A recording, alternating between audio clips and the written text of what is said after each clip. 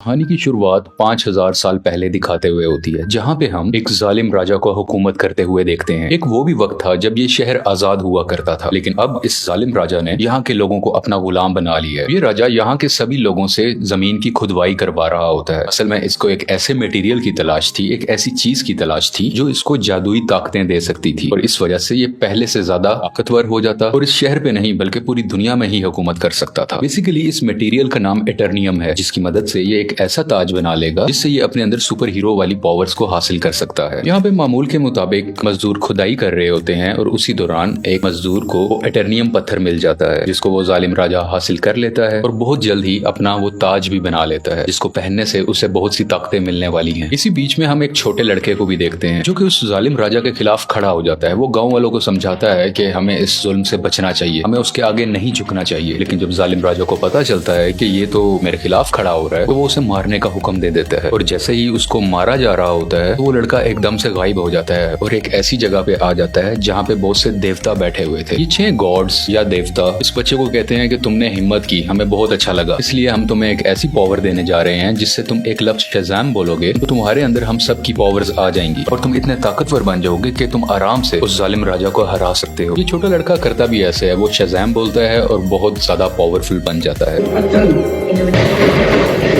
और फौरन ही वो उस राजा के महल में आ जाता है, जहाँ पे वो अपना शैतानी ताज पहन रहा होता है कि उसके पास बहुत सी पावर्स आ जाएं। लेकिन ये छोटा लड़का जो शज़ाम बोलने के बाद अब बहुत पावरफुल बन चुका है, वो वहाँ आके तबाही मचा देता है और सबको मारने लगता है। ये इतने गुस्से में होता है कि जालिम राजा के साथ साथ वहाँ के पूरे शहर को ही तबाह कर डालता है। और यहीं से कहानी जाती है 5000 साल बाद और हम प्रेजेंट का टाइम देखते हैं। अभी के टाइम पे भी हमें वही शहर दिखाया जाता है जहाँ पर एक गैंग ने पूरे तरीके से इस शहर पे कब्जा किया होता है। ये लोगों पे जुल्म कर रहे हैं, लूट मार कर रहे हैं, पूरी तरह से इस शहर को कंट्रोल में कर रखा है। असल में इस गैंग का एक ही मकसद है कि उस ताज को तलाश करना, यानी कि ये उसी क्राउन, उसी ताज को तलाश कर रहे होते हैं जो आज से 5000 साल पहले उस जालिम राजा ने बनाया था। वो खुद तो मारा गया था, लेकिन उसका ताज अभी भी कहीं ना कहीं इसी शहर में ही दफन है। अब हम एक लड़की को देखते हैं जिसका नाम एड्रियाना है। वो भी इसी ताज को ही ढूंढ रही होती है। ये लड़की पुरानी चीजों को ढूंढने में काफी एक्सपर्ट है, क्योंकि ये आर्कियोलॉजिस्ट है, यानी ये वो लोग होते हैं जो जमीन की खुदाई करते हैं और हिस्ट्री की बहुत सी चीजों के बारे में काफी मालूमात भी रखते हैं। तो ये लड़की एड्रियाना एक केव में जाती है, एक गार में जाती है, जहाँ पे काफी कोशिशों के बाद इसको वो ताज मिल भी जाता है। एड्रियाना और उसके साथी इसी बात को लेके खुश हो ही रहे होते हैं, तो हमें पता चलता है कि इसी का एक साथी जिसका नाम इस्माइल है, वो उसी गैंग के साथ मिला हुआ है जिसने पूरे शहर पे कब्जा कर रखा है। तभी इस्माइल अपने साथ आए हुए एक साथी को मार देता है और अपने गैंग के दूसरे लोगों को भी उसी गार में बुला लेता है।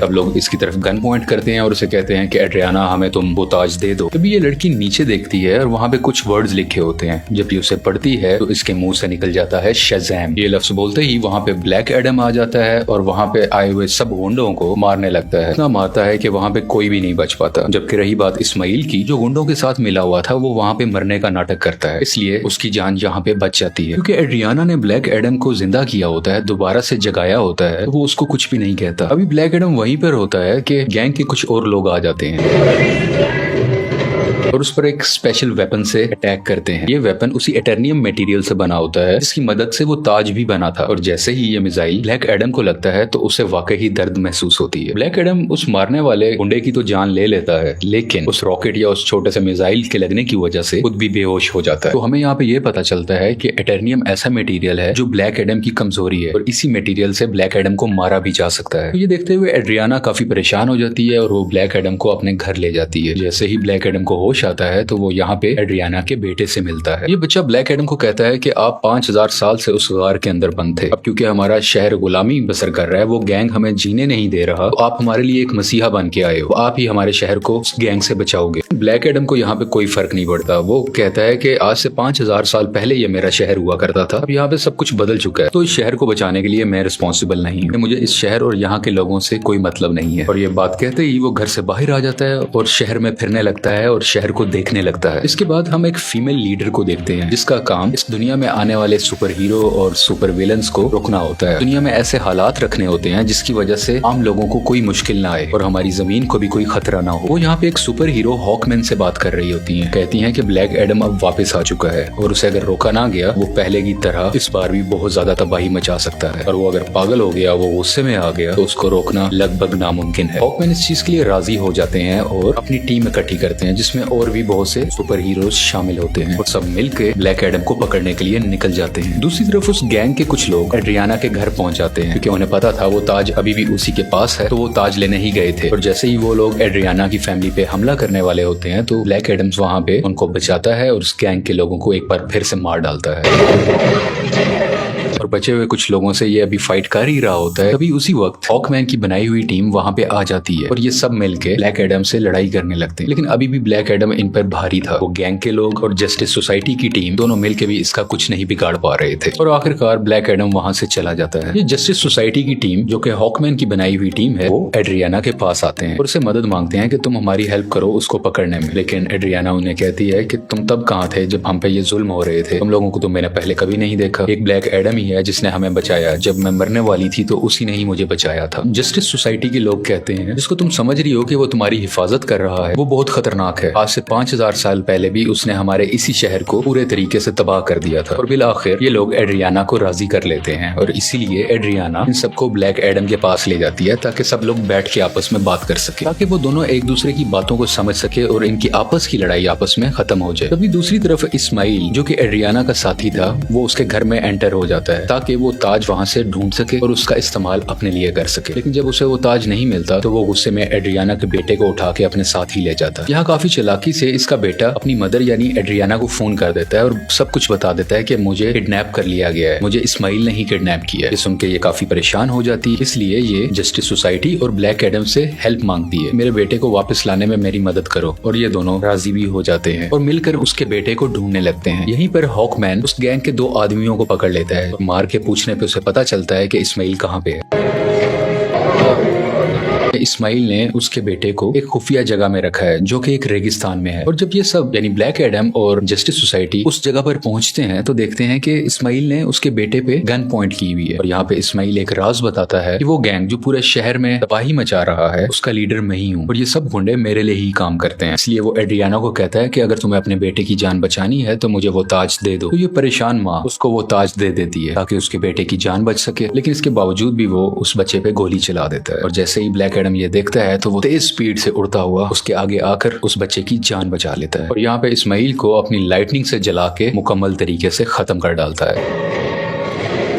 यहाँ पे ब्लैक एडम भी हॉकमैन से मिलता है और उसको एक बहुत बड़ा राज बताता है कि आज से 5000 साल पहले वो लड़का जिसने उस जालिम राजा के खिलाफ आवाज उठाई थी वो मैं नहीं था बल्कि वो मेरा बेटा था। और जब जालिम राजा मेरे बेटे को मार रहा था तो वो उसी वक्त वहीं से गायब हो गया था। इस चीज को देखते हुए जालिम राजा को बहुत गुस्सा आया क्योंकि अब वो मेरे बेटे को तो ढूंढ नहीं पा रहा था, तो उसने मुझे मेरे घर वालों को पकड़ लिया और हमें बहुत मारा पीटा। हमें इतने बुरे तरीके से मारा गया कि शायद कोई जानवरों पे भी ऐसा सलूक नहीं करता। देखते ही देखते मेरी वाइफ वहीं पर मारी गई और मैं भी तकरीबन मरने ही वाला था। तभी मेरा बेटा मेरे पास वापस आ गया जिसके पास बहुत सी शक्तियां थी, बहुत सी पावर्स थी और उसने अपनी सारी पावर्स मुझे दे दी, यानी कि अब सारी पावर्स मेरे अंदर आ चुकी थी। अभी हम दोनों बात कर ही रहे थे तभी जालिम राजा के लोगों ने एक बार फिर से हम पे हमला कर दिया। वहाँ पे मैं तो बच गया क्योंकि मेरे पास बहुत सी पावर्स थी, लेकिन मेरा बेटा मेरी आंखों के सामने ही मारा गया। अपने बेटे को मरता हुआ देख के मैं आग बबूला हो गया, यानी मुझे बहुत गुस्सा आ गया और मैंने जालिम राजा और उसके लोगों को तो मार दिया, लेकिन वो पावर्स, वो शक्तियां मेरे काबू में नहीं रही। मैं उन्हें कंट्रोल ही नहीं कर सका और देखते ही देखते ये पूरा शहर मेरे ना चाहते हुए तबाह हो गया।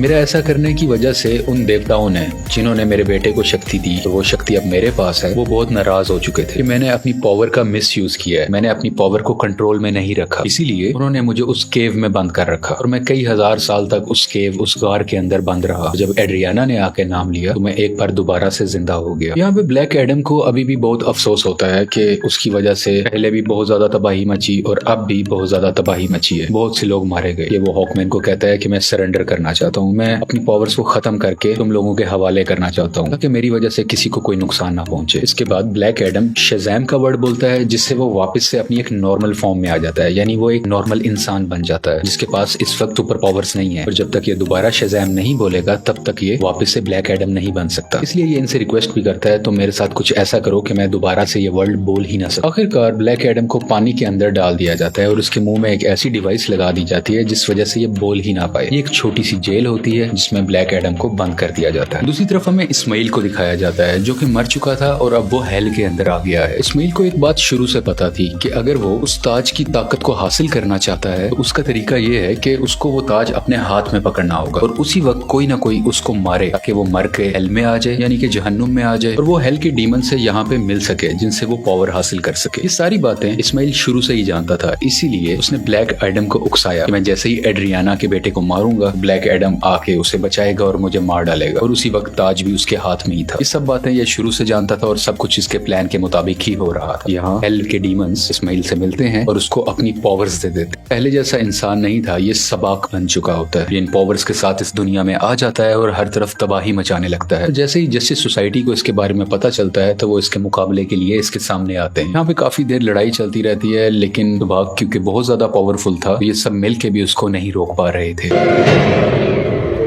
किसी जस्टिस सोसाइटी के एक और टीम मेंबर जिनका नाम डॉक्टर फेट है, वो अपनी मल्टीपल फॉर्म्स में आते हैं, मुख्तलिफ पावर्स का इस्तेमाल करते हुए सबाक को मारने की कोशिश करते हैं, लेकिन फिर भी कामयाब नहीं होते और बहुत जल्द ये सब समझ जाते हैं कि सबाक को ब्लैक एडम के अलावा और कोई नहीं हरा सकता। इसलिए वो यहाँ पे टेलीपैथी के जरिए ब्लैक एडम से बात करने लगते हैं, को बताते हैं कि हमें तुम्हारी हेल्प की जरूरत है, और ये लोग यहीं से उसकी काफी हेल्प भी करते हैं ताकि वो खुद को आजाद करवा सके। वहाँ से निकलते ही वहाँ के कुछ सोल्जर्स को मारता है,